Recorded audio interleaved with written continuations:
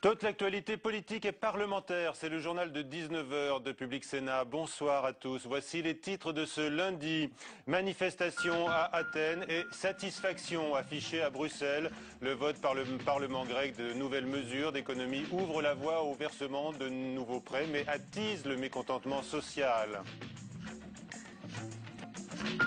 Désintoxiquer la France de la dépense, leitmotiv de Nicolas Sarkozy aujourd'hui, citant le contre-exemple grec lors d'une visite aux gendarmes pour défendre son bilan sécuritaire. Pas encore le jour de l'annonce de sa candidature.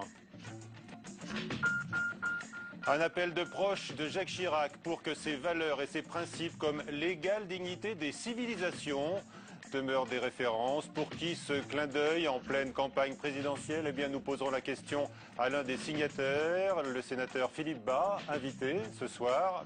Avec nous également Guillaume Duval d'Alternatives économiques et Jean-François Robin de Natixis sur la situation en Grèce. Et puis Samir Tounsi, auteur des Solitaires de la République, quand le pouvoir vous lâche. Dans son livre, on trouve notamment plusieurs candidats à l'élection présidentielle. Les pays de la zone euro sur le point d'aider à nouveau fortement la Grèce après le vote d'une austérité accrue. Le contraste est saisissant aujourd'hui entre le soulagement des responsables européens et le spectacle de chaos à Athènes où les violences et les dégradations ont atteint hier soir un nouveau degré. Flora Sauvage. Alors que la Grèce se réveille ce matin avec la gueule de bois, Athènes a reçu les félicitations des Européens. Le commissaire européen aux affaires économiques a salué ce nouveau plan de rigueur comme une avancée cruciale vers le déblocage d'une aide européenne de 130 milliards d'euros.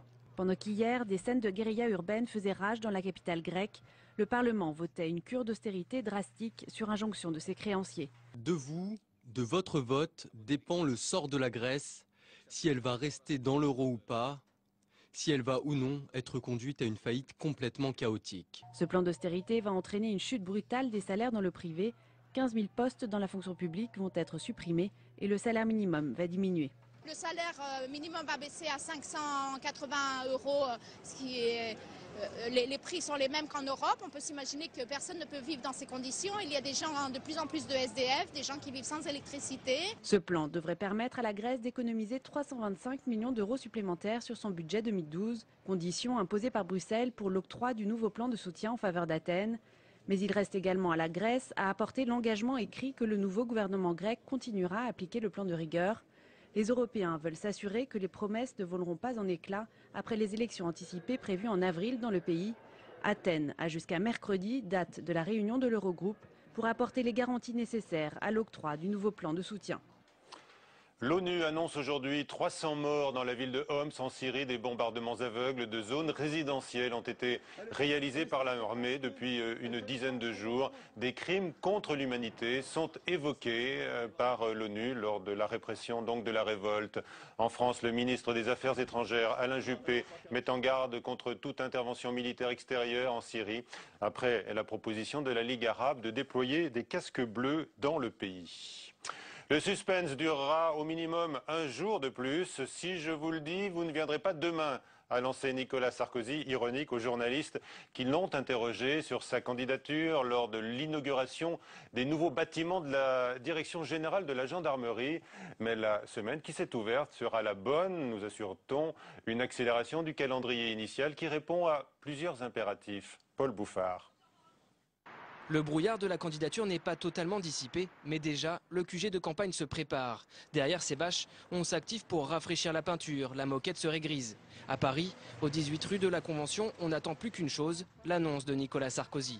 Et cette semaine, l'agenda présidentiel s'accélère avant le jour J. Aujourd'hui, le président inaugure le nouveau siège de la gendarmerie. Officiellement, l'agenda n'est pas bousculé, mais à y regarder de plus près, Nicolas Sarkozy a déjà la tête ailleurs. Car pour l'Elysée, la semaine est stratégique. L'enjeu, donner le ton et le tempo de la campagne. Et surtout réduire rapidement l'écart avec François Hollande. Sécurité aujourd'hui, emploi demain, avec la visite de l'entreprise Photowatt, sauvée de la faillite par EDF. Le moment tant attendu pourrait se produire mercredi, avec peut-être une intervention télévisée. Elle précéderait un premier déplacement officiel de candidats, jeudi à Lyon, sur le thème de l'immigration. À l'UMP, c'est le moment ou jamais.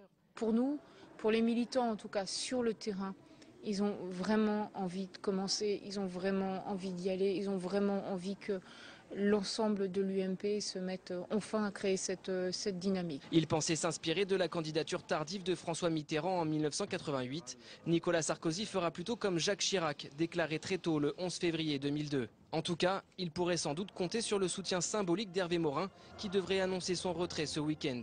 Dimanche, à Marseille, près de 7000 militants sont attendus pour le premier grand meeting du candidat Sarkozy.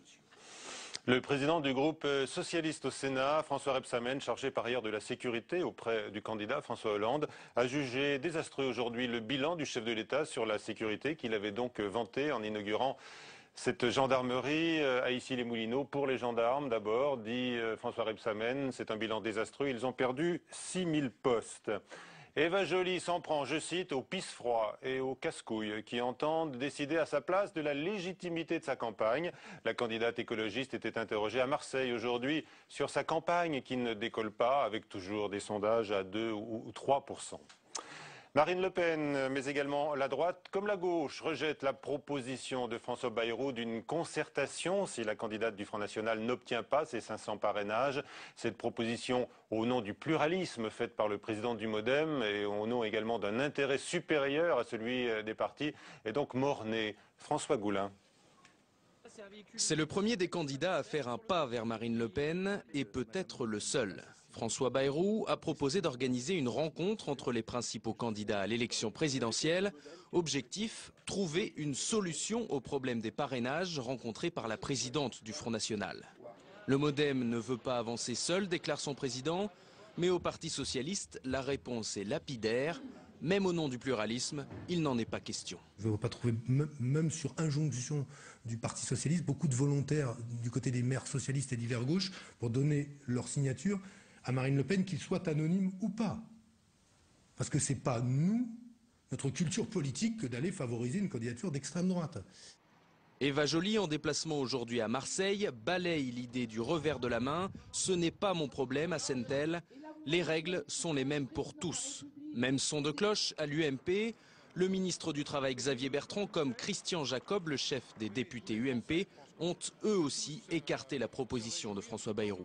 Dans les rangs des plus conservateurs du parti, la droite populaire, l'idée d'une aide directe avec des dons de signature est rejetée, mais le discours est plus conciliant. Il ne faut pas culpabiliser les maires qui, par souci du bon fonctionnement de la démocratie, souhaitent que Marine Le Pen soit candidate. Alors que le monde politique et médiatique s'agite autour d'elle, la principale intéressée, Marine Le Pen, rejette la proposition et estime ne pas avoir à appeler les autres partis à l'aide. Elle assure approcher des 400 signatures. Le Conseil constitutionnel doit se prononcer avant le 22 février sur le possible anonymat de ces parrainages. Quoique aujourd'hui à la commission des finances de l'Assemblée nationale qui a rejeté la TVA sociale demandée par le gouvernement car les députés socialistes étaient plus nombreux que ceux de l'UMP, mais la majorité de l'Assemblée nationale pourra néanmoins examiner ce texte en séance publique. Dans l'actualité, enfin, une grande première applaudie par les écologistes. Le géant américain Monsanto a été jugé responsable par le tribunal de grande instance de Lyon de l'intoxication d'un agriculteur par l'un de ses herbicides, le céréalier charentais, qui avait obtenu que ces troubles soient reconnus comme maladie professionnelle, peut espérer être indemnisé. Le jugement intéresse les agriculteurs un peu partout dans le monde, selon son avocat. Une tribune ce soir dans Le Monde célèbre les valeurs et les principes qui ont guidé Jacques Chirac. D'utiles références plaident les signataires, d'anciens ministres, des proches de l'ex-président. Philippe Bas, bonsoir.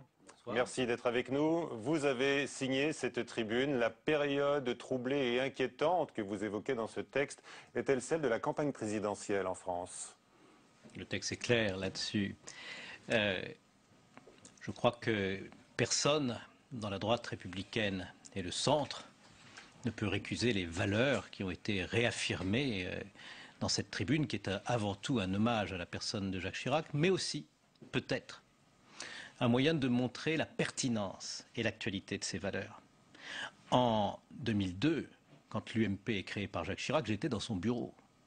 Je me souviens très bien comment ça s'est fait.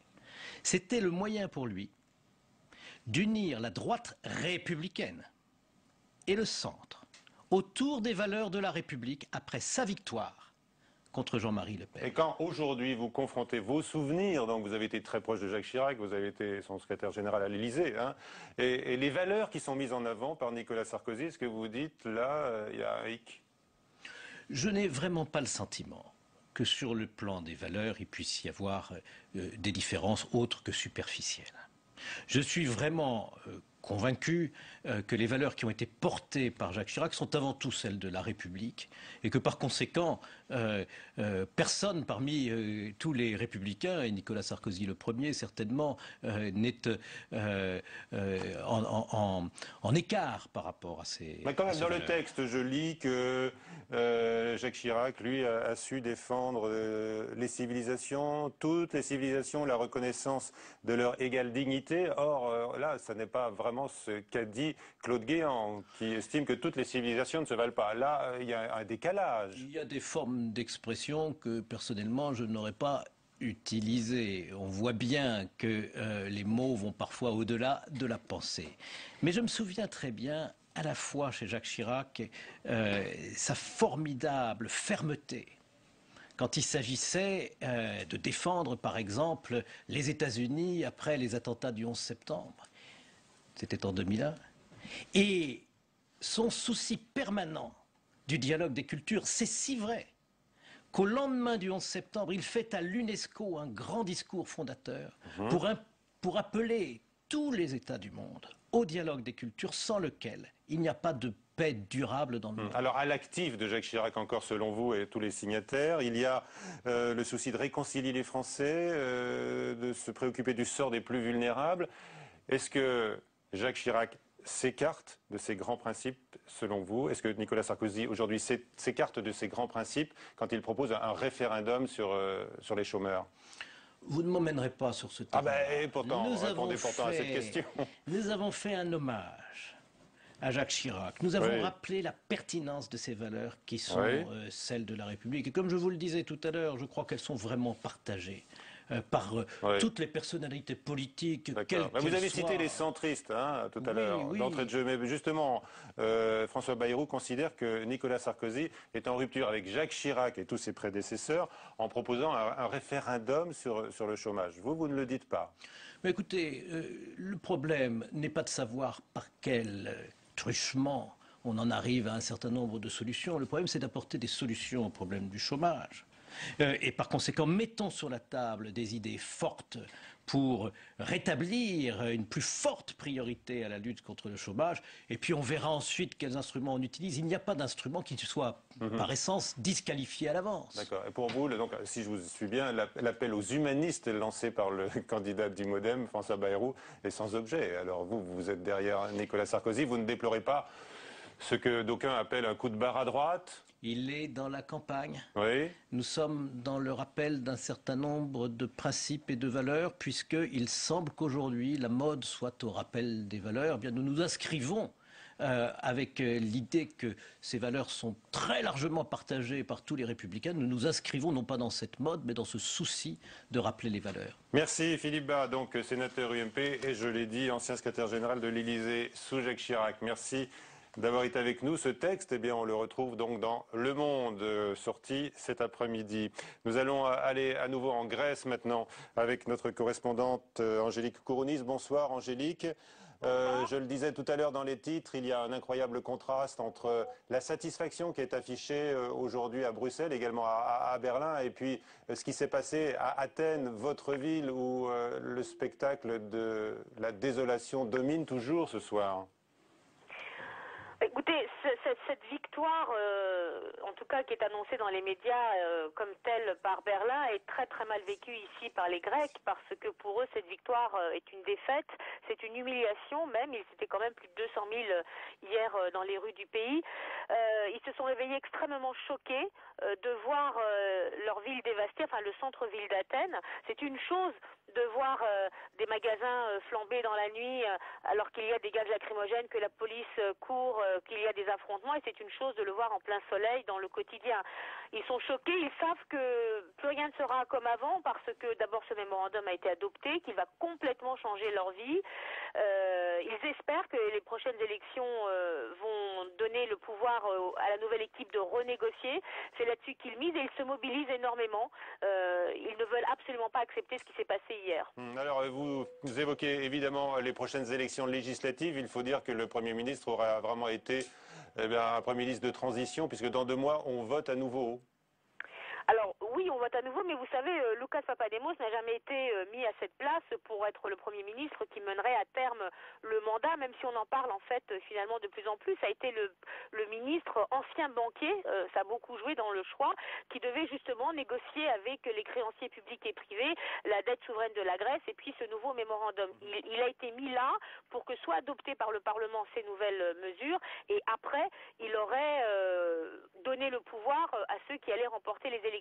Mais rien n'est moins sûr parce que d'un côté, le pays a besoin de ces élections parce que le Parlement et Lucas Papademos, parce qu'il n'est pas élu, n'a aucune légitimité. Les députés ont été élus sur un tout autre programme et certainement pas l'austérité, donc le peuple ne leur reconnaît pas de légitimité, ça c'est une chose. Mais ces élections ne vont rien amener. D'abord, elles vont vider les caisses qui sont déjà assez vides en Grèce. Ensuite, il ne va pas y avoir de majorité qui sortira du Parlement et ça c'est un grave problème. La seule chose qui sortira, c'est une coalition qui sera encore plus bancale que celle qui est maintenant, et on ne sait pas du tout ce que ça va donner. Très bien, donc la crise politique en plus de la crise économique. Merci Absolument. beaucoup Angélique. Avec nous Guillaume Duval, bonsoir, rédacteur en chef d'Alternatives économiques, et Jean-François Robin, stratégiste à Natixis. Commentez d'abord les uns et les autres cet incroyable contraste, je le disais, la rigueur qui est condamnée très fortement dans la rue à Athènes, et la rigueur, cette même rigueur qui est applaudi à Bruxelles, à Berlin et même à Paris d'ailleurs, puisque le ministre Alain Juppé estime qu'il faut aujourd'hui mettre en œuvre le plan d'austérité qui a été voté hier soir par le Parlement grec. Jean-François Robin. Oui, tout à fait. Il y a un soulagement à ce que le gouvernement grec prenne à bras-le-corps les réformes, puisqu'il faut quand même se souvenir que l'Union européenne s'apprête à prêter 130 milliards d'euros de plus. Mais il y a une contrepartie à cela, et c'était effectivement que la Grèce s'engage fermement dans un plan de réforme. C'est ce qu'elle a fait, donc ça a été un peu le soulagement. C'est-à-dire qu'on peut passer à l'étape d'après, qui est le versement de cette aide, et puis ensuite la participation du secteur privé, c'est-à-dire des banques. Vous dites en fait un double effort, l'effort des créanciers, de l'Union européenne, de la zone euro, et puis il faut aussi que les Grecs fassent un effort. Complètement. Donc tout est logique pour vous. C'est assez logique, c'est sûrement malheureux, parce qu'effectivement, c'est des domaines, on est en train d'essayer de corriger des excès du passé, mais effectivement, il faut sans doute en passer par là. Est-ce votre vision, Guillaume Duval ? Non, pas vraiment. Parce que des efforts, les Grecs en ont déjà fait de considérables. Ils ont perdu en moyenne chacun 12% de leur pouvoir d'achat depuis 3 ans. Ils ont été en récession depuis 4 ans déjà. L'an dernier a été la pire année de récession, moins 6% sur le PIB. Et ce qu'on constate, c'est que ça fait déjà longtemps aussi que l'Europe leur prête de l'argent et leur impose des conditions en contrepartie de cet argent. Le problème, c'est que ces conditions qui sont imposées en contrepartie de cet argent aggrave la situation au lieu de la résoudre. Donc la dette grecque, elle a quasiment doublé depuis 2007. Malgré toutes les aides qu'on a déjà données, 110 milliards d'euros ont déjà été prêtés. Simplement, en poussant la Grèce à ce point dans la récession, on ne fait qu'aggraver la situation de sa dette publique au lieu de la résoudre. Et en plus, maintenant, on aggrave la situation politique et sociale et on met la Grèce déjà aujourd'hui à feu et à sang. C'est une expression qui n'est plus simplement, qui devient vraiment littérale maintenant, en attendant sans doute d'autres événements en Europe.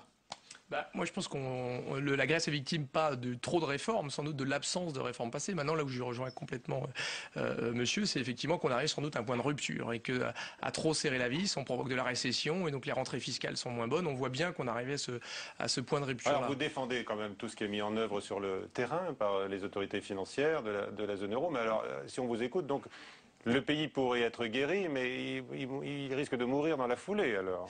Il ne faut pas que effectivement, le remède tue le malade, c'est certain. Mais maintenant, la Grèce a quand même besoin... Quel est le problème de la Grèce aujourd'hui? C'est des finances publiques qui sont en désordre et un problème de compétitivité, donc de croissance.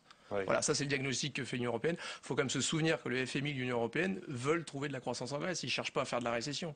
Ils cherchent les meilleurs moyens pour que la Grèce retrouve de la croissance et donc de les l'emploi. Grecs à qui on baisse le salaire minimum de plus de 20%, et qu'est-ce que vous leur dites? Soyez patients. Soyez patients, puisqu'effectivement, on ne fait que corriger effectivement le fait que les salaires minimums, le coût unitaire salarial en Grèce a beaucoup plus augmenté que dans le reste de l'Europe, alors que la productivité en 10 ans.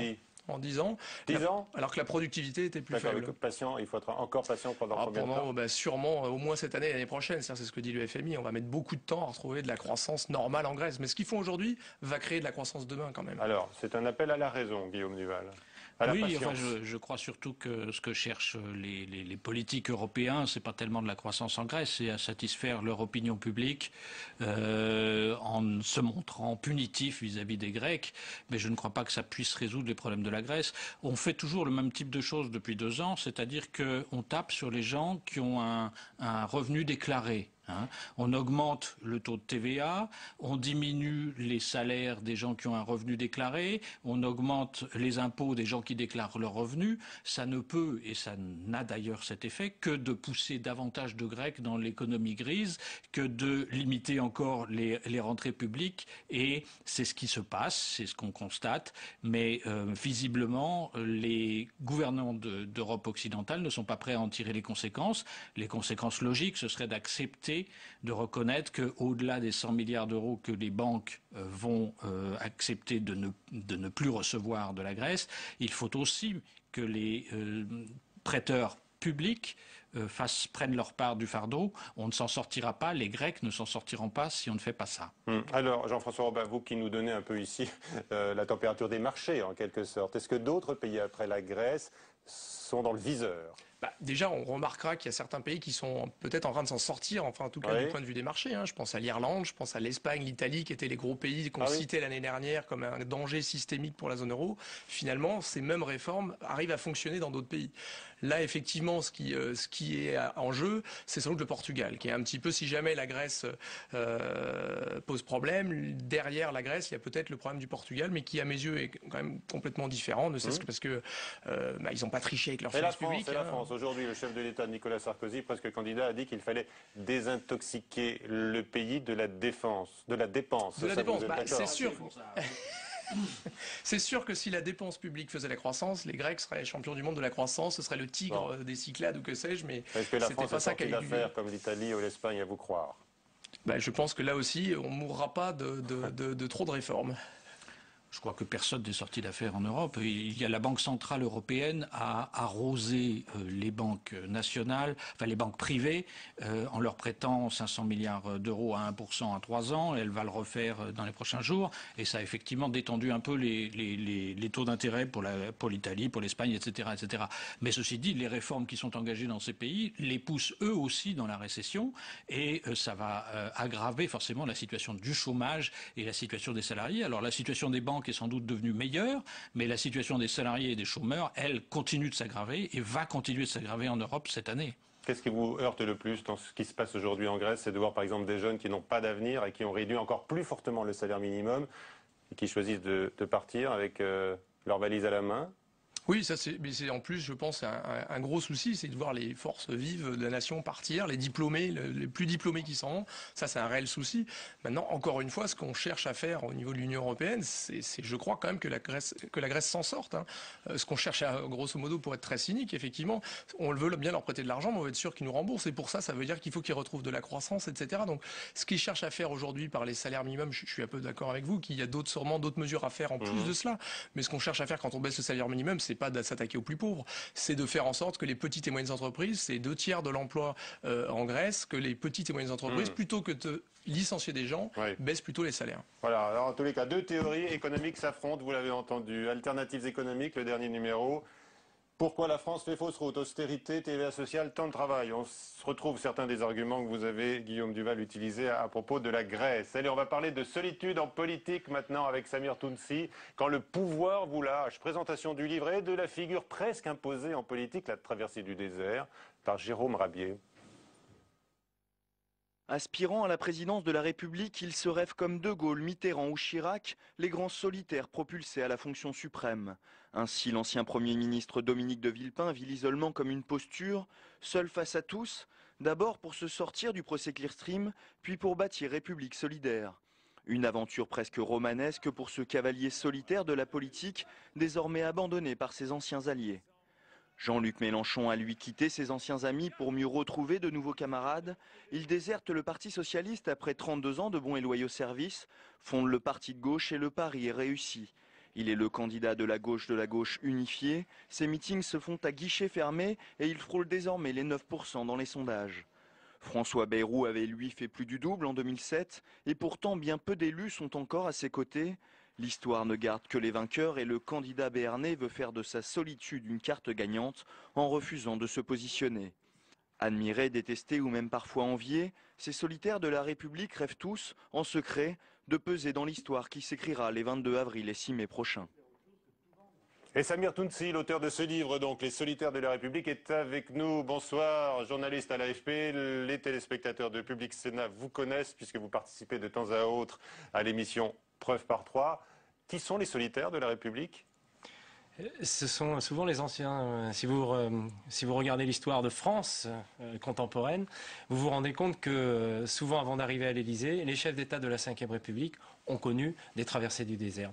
Il faut l'avoir connu, c'est presque un bonus sur le parcours. C'est une ligne nécessaire sur le CV pour arriver à l'Élysée. Oui. Et d'ailleurs, celui qui en parle le mieux, parce que vous les avez rencontrés, c'est peut-être François Bayrou. Hein. Il parle de la solitude comme d'une compagne inéluctable. Hein. Il précise de ceux dont le parcours vaut quelque chose. Ça veut dire que la solitude s'accompagne aussi de pas mal d'orgueil. Oui, François Bayrou dit que la solitude est inévitable dans des parcours politiques qui valent quelque chose. oui. Aujourd'hui, il l'a connu. On chasse en meute, généralement, en politique, pourtant. Un moment de solitude, c'est un plus, donc ? C'est un moment de faiblesse, dans un monde qui ne jure que par le rapport de force.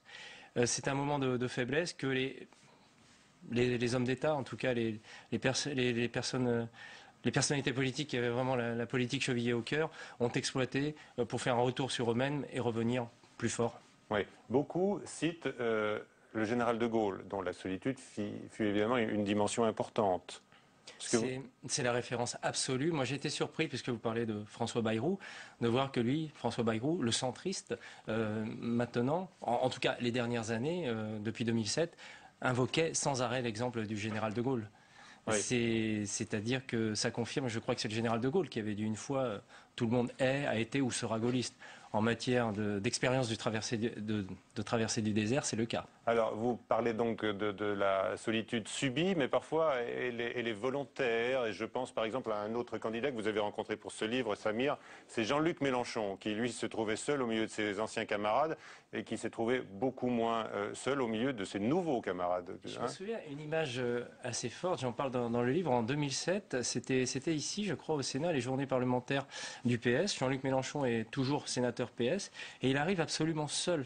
Je me souviens, il prend en photo Daniel Vaillant, interviewé par l'une de vos collègues, et ça ne fait rire personne. Et Jean-Luc Mélenchon, un an après, nous connaissons l'histoire, quitte le PS. C'est un pari de quitter le parti où il a vécu, milité pendant 32 ans. Il se retrouve seul pendant quelques mois. Et c'est un homme qui m'a confié qu'il n'aimait pas la solitude. Il était heureux. Il est surtout heureux, entouré d'amis, un peu dans son rôle de chef de bande.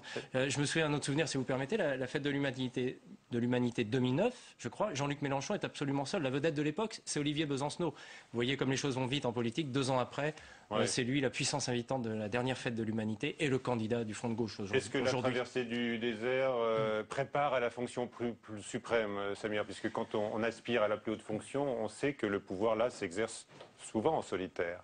La solitude du pouvoir. Oui, je crois que j'ai découvert ça un peu dans cette promenade historique à travers les traversées du désert des responsables politiques contemporains ou passés. J'ai découvert effectivement que la traversée du désert était préparé à l'exercice solitaire du pouvoir, en tout cas aux décisions qu'il fallait prendre en solitaire un jour. Voilà, c'est un argument à prendre en compte. Alors pour les électeurs, on va regarder l'itinéraire précis de tous les candidats qui se pressent pour l'élection présidentielle de cette année. Merci Samir Tounsi, donc Les solitaires de la République aux éditions Lattès. Il y a ce livre également, Voyage à travers la France qui a cru en Sarkozy, avec Valérie Béranger, aux éditions du Moment. C'est la fin de ce 19h. À 22h30, Sonia Mabrouk, je vous rends à LCP, Assemblée nationale. Rendez-vous demain à 18h pour Preuve par 3 et notre invité sera Gérard Larcher. Bonsoir.